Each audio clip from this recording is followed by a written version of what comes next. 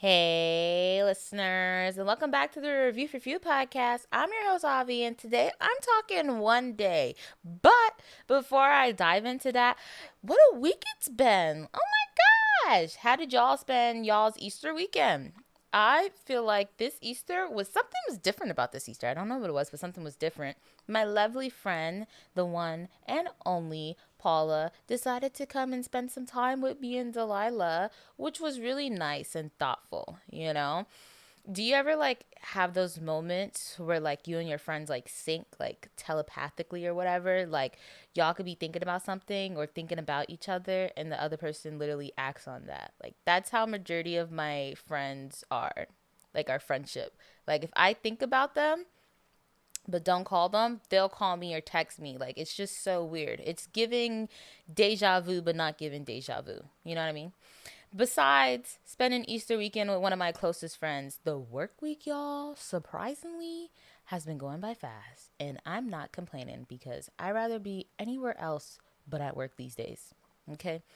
I'm not saying before I used to love work, it was the best thing ever, but I'm just saying I literally, okay, not figuratively, literally will rather be anywhere else but in that office. Okay? That's just me, all right? And that's because I don't know if I ever said this. I feel like I did, but if I haven't, I am the only female in that office that I work in. It gets tiring, not because it's all males, but because the one person who's actually my counterpart sucks.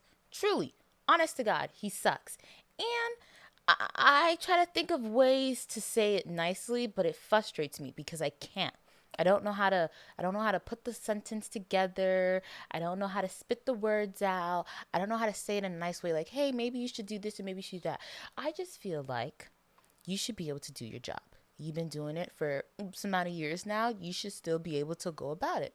If you sucked before, this is your chance to redeem yourself. I thought when people go to like a new work environment, a new place, it's like the past of the past.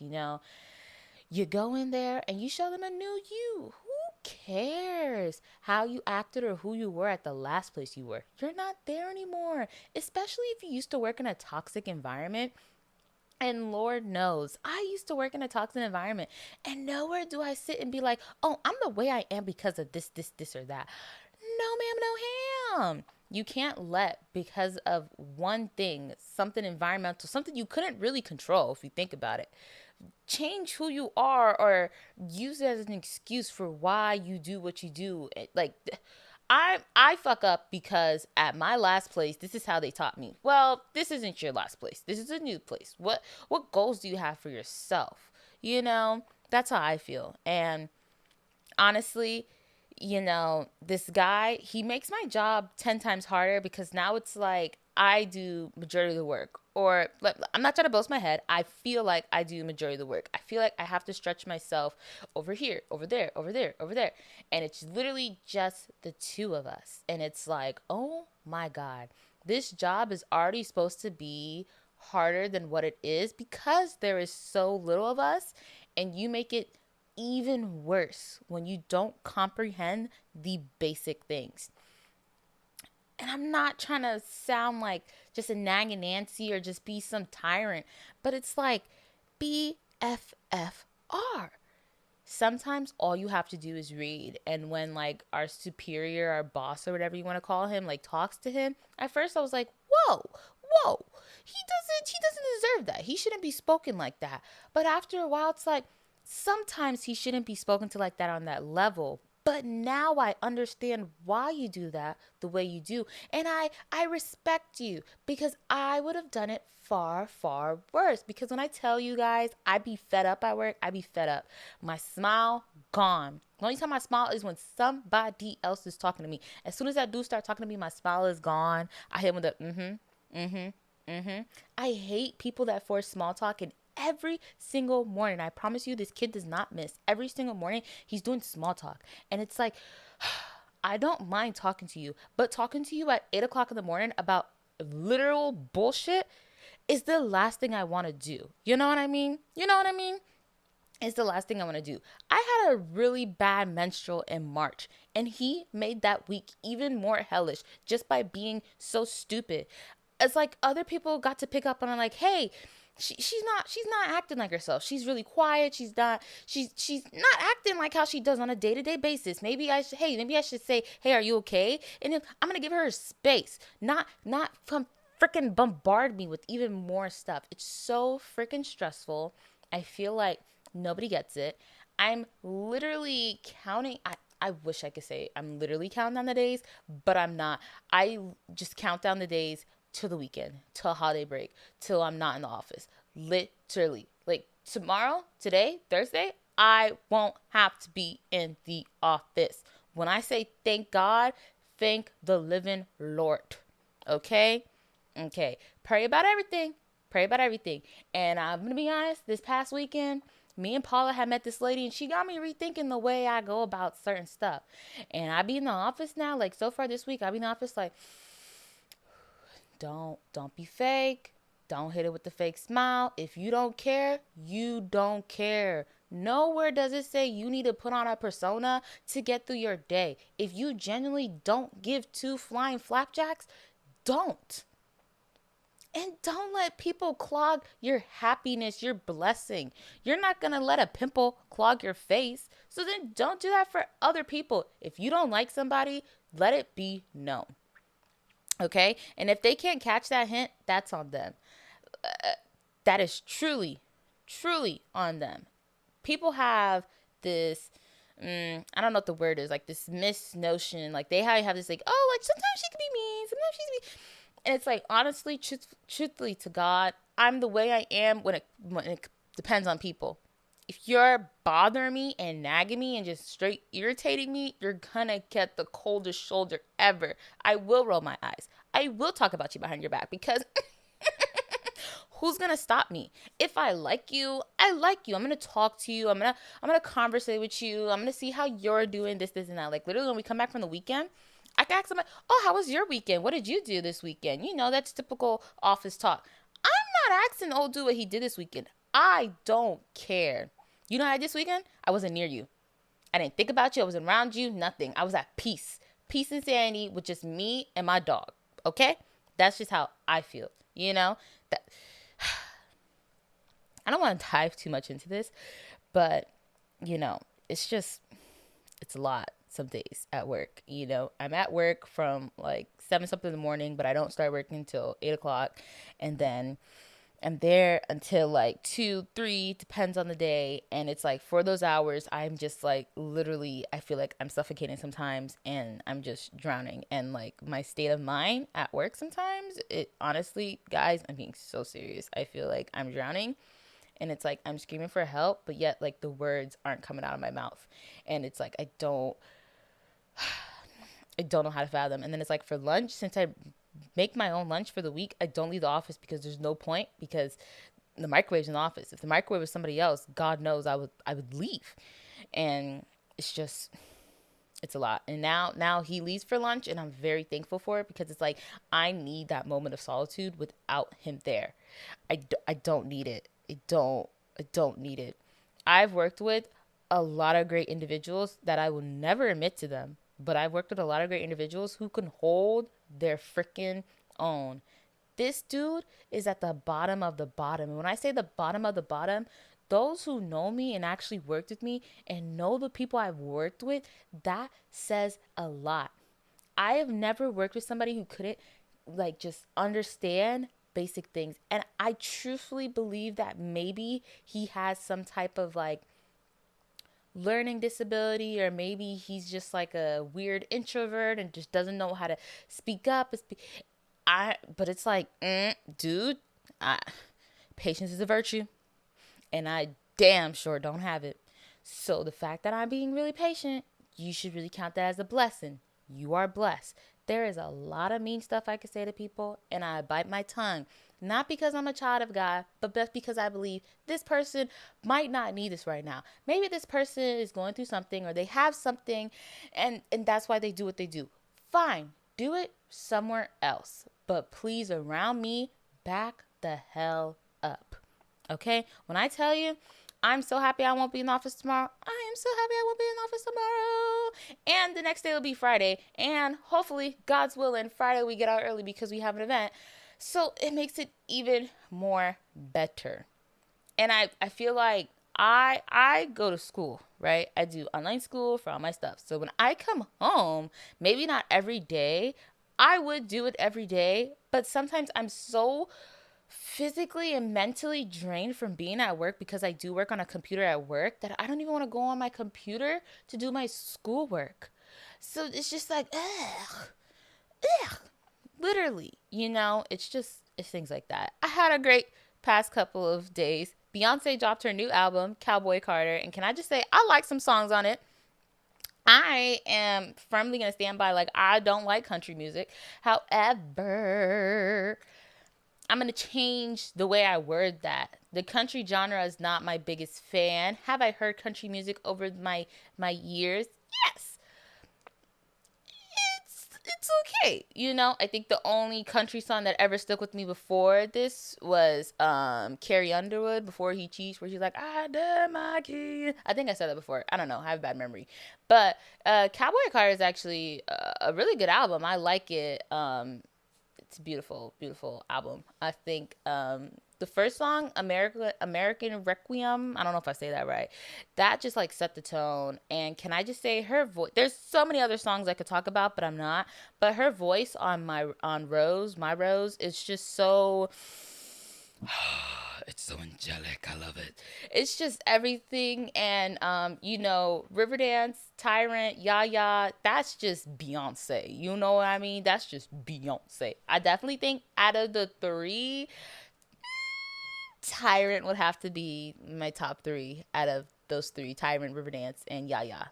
It would have to be Tyrant. I like it. I like Beyonce's album. I think it's like just so cool.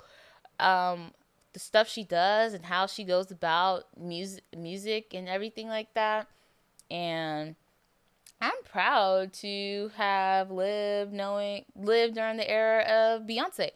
I might have been born in 2001 and can't remember, Destiny Child days, or wasn't actually a part of it, should I say. But to know that something that happened during my lifetime is something I would truly, truly cherish. Beyonce is a musical genius, and the way she goes about her albums, the songs, the story, the message behind it all, I I really, really like it. I said when she first dropped like 16 Carriages, like the message behind it, it was really, really nice. And I don't know if you read it, but I read it. I'm pretty sure everybody's read it because it's been like everywhere. But originally, Cowboy Carter was supposed to be dropped first and then Renaissance. But Beyonce decided that after the pandemic that, people need to live it up a little bit. And I just love the way her mind thinks, because when you think about it, when Renaissance came out, it just took over, you know? And it was for the good. I think in the moment, a lot of people forgot about the pandemic and all the stuff that happened during COVID. Everybody views the pandemic different, and they're entitled to view it as it is. And I'm very, very happy to got to experience the Renaissance, not in person, but just the album and the music, and how it just honestly makes you want to dance. I gotta say, out of all my friends, the only person who I think could truly like appreciate Beyonce and her music is definitely Paula, and I definitely think that's why we click so well. We click for a lot of reasons, but her love of Beyonce and my love of Beyonce, forever. It's just forever. You know what I mean? But anyways, let's get on with the show. This past week, I watched this show on Netflix called One Day. And for the love of God, I couldn't figure out the characters and the meaning, because there is something there. It's like 14 episodes. I thought it was like 8 episodes. So I'm thinking I'm like at the end and I still don't understand. But I wasn't. you know? Um, Everybody has the ability to find their true love. The downside is that most people believe that person to only be their romantic partner. Only seek somebody out for romantic advances. Never look at friendships as true love. And, in some cases, that isn't wrong. But by the end of this episode, I'm happy thinking otherwise, because that's what I do. I got the hiccups. Please pardon me. The two individuals in this limited Netflix original series, Emma and Dexter, tell the tale of two young people and the journey that they embarked on from 1988 to 2007. 007. Okay? What a time to be alive. I've never experienced true love, and most people in the world haven't and or never will in their lifetime.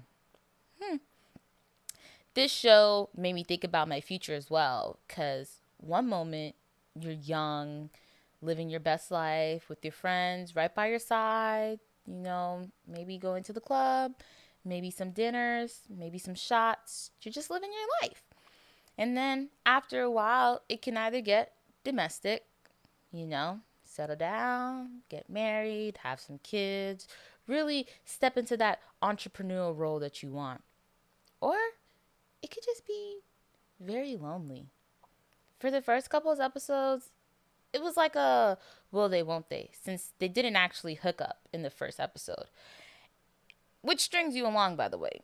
The whole series, in a way, strings you along. But the first episode was kind of just like, no. Okay?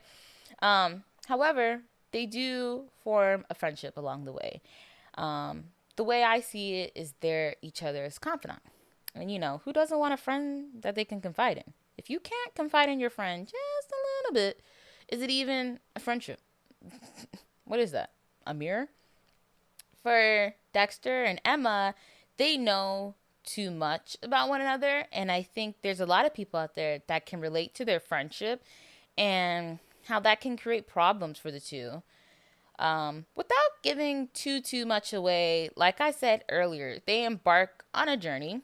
Some moments are sweet, sad, chaotic, or just utterly at a loss for words. But let me just go into this real quick. Just this little tidbit. I gotta have like a little side note. Can I just say, shotgun weddings never really made sense to me. I will never understand the rush to get married before having a child once that child has already been conceived. Isn't it technically already a child out of wedlock? That's just me. Some do it out of obligation, religion, or just pure stupidity. Like on a whim. Let's do it. Woohoo! This show, okay, to get back on topic, this show touched on a lot of stuff, like thinking you're a failure because your friends are succeeding and so is the world around you, while your parents think something's wrong with you, or the infamous questions they ask themselves. Where did I go wrong? Maybe people think you've taken too much of a liking to alcohol or going out, or believe you might be an addict on narcotics. Then you flip the script and you start asking yourself those questions. Some fall prey to it, while others find a way to overcome it. This show broke down year for year how life can be for a young 20-something all the way up to adulthood. Because let's be real, just because you turn 18, you're not really an adult. What do you know? Same thing when you're 21. They say the brain is not fully developed until you're 25. And even then, most people still don't know what they want to do with their life. Just saying. Never in a million years would I have a crush on somebody and stand on the sideline while that person meets another girl they claim to love. And I say claim to love because you don't know what happens behind closed doors, let alone in a person's mind. Get married, have kids, all while trying to subdue my feelings. Because then you're just lying to yourself. And who wins in that situation? Then the moment you move on, it comes back 10 times harder because that person can finally see your worth. And now, you're truly lost in the abyss. The abyss being your feelings. I learned, watching the show, that everything does happen for a reason. I believe that, and I always have. Someone told me something a while back. And I always understood it to a certain degree, but in a way, I'm still like, about it. You must be willing to be heartbroken or to be sad from time to time in order to find your happiness. And I say that because everything I said, this show has basically done.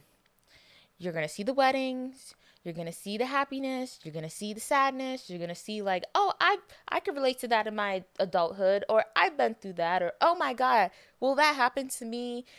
It's all relatable. And I feel like for Emma and Dexter, in the first episode, you'll see if you choose to watch it that they're just on this little riff. You know, it's like a oh, friends with benefits. But the benefit isn't sex. The benefit is just having somebody to talk to confide in from time to time. That's literally it. And eventually, I don't want to give too much away because it's really a good show. It's worth the 14 episodes. I didn't know it was 14 episodes. One more time, I did not know it was 14 episodes. Thought it was like 7 episodes, and I was just like, okay, let's keep going. They're 30 minutes, 28 minutes each, so it's not that bad. At least it's not an hour long, but still, it gets you thinking. And I say that because in the show, both Emma and Dexter have to like overcome themselves to truly find their happiness. And what that person told me some odd years ago made sense in the moment watching that. So I just want to share that with you guys. True love, real love, is rare. And to me, this show did a phenomenal job. I wouldn't have changed anything about it.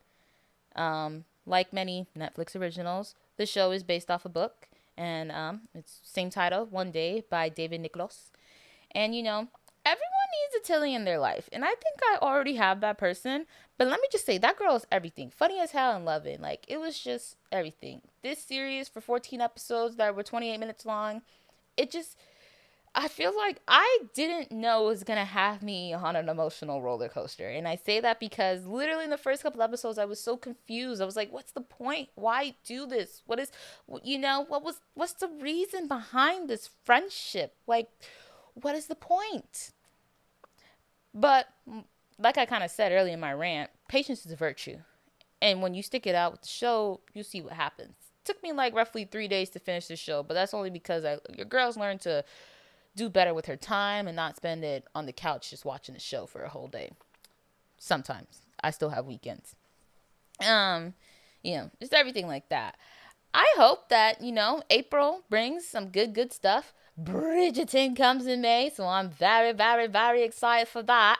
So I can't wait for it. I literally can't wait for it. Can I just say, after watching the show, my accent is quite up to par, but I most likely will never actually take it to England.